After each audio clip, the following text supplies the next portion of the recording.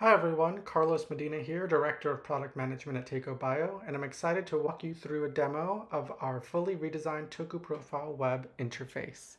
You can access the demo on the TokuProfile tab of our website by clicking Interactive Customer Demo and logging in using the email address and password provided.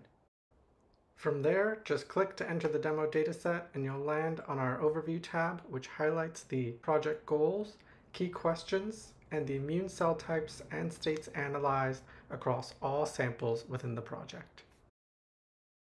The Samples tab gives an overview of sample and subject counts and breaks the samples down by time point and response groups. You can also see a full list of your samples and metadata, as well as download the data as a CSV file. So let's analyze some data, starting with the Immune Boxplot tab, where we can see the relative proportion of each immune subset across all samples. You can view the data in different ways, like grouping by time point or response, and filter to only show samples from a single time point, like baseline. You can also select which cell subsets you'd like to display on the plot, such as removing high-frequency monocytes to get a better view of smaller populations, or you can select a segment of the plot to zoom into for a closer look. The Stacked Bar tab shows the immune composition of each sample, which I'll first group by response and then by time point to make it easier to compare visually. You can simplify this further with filtering to explore differences in immune composition between responders and non-responders at baseline, and use the hover feature to view the name and frequency of each subset. You can also choose to show or hide specific subsets from the plot. To see how samples group together, you can go to the Group Similarity tab, which shows the results of our principal component analysis for population and state data. To look for groupings, you can color by response, and you can see a separation emerging.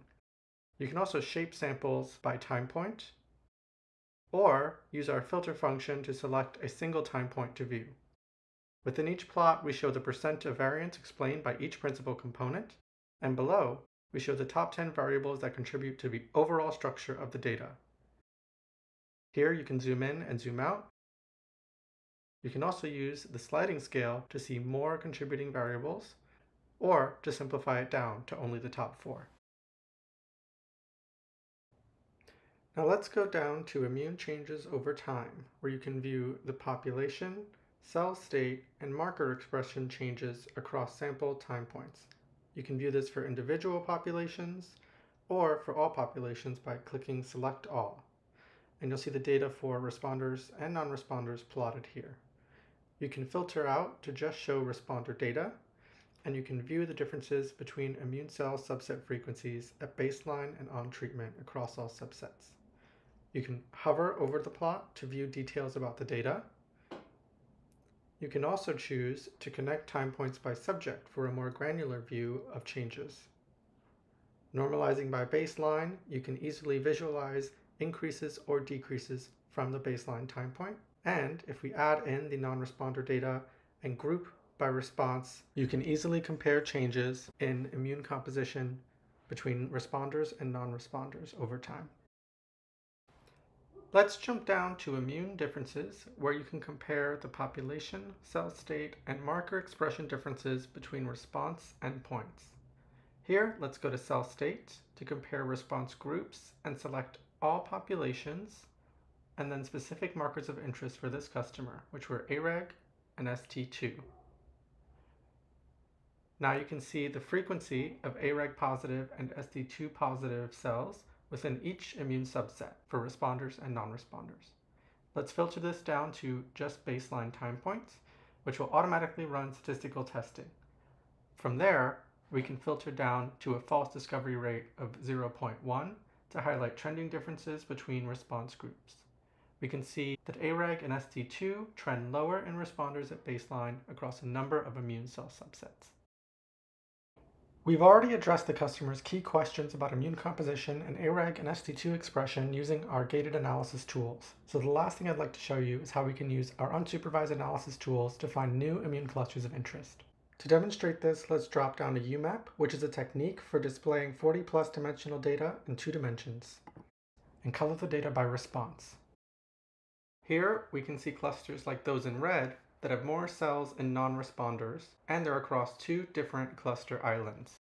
To see what cell types these clusters correspond to, let's color by cluster name. And we can see that they correspond to clusters of monocytes and CD4 T central memory and multiple CD4 T effector memory clusters.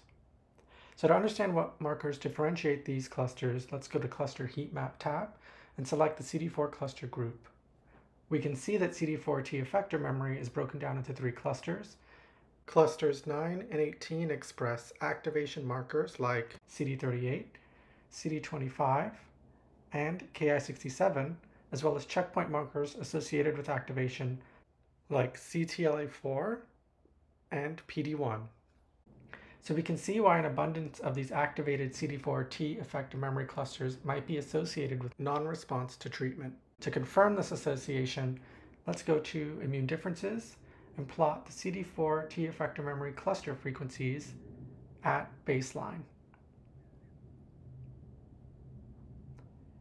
And we can see that these clusters trend higher at baseline. Now if we look at on treatment, we see this difference is even more pronounced.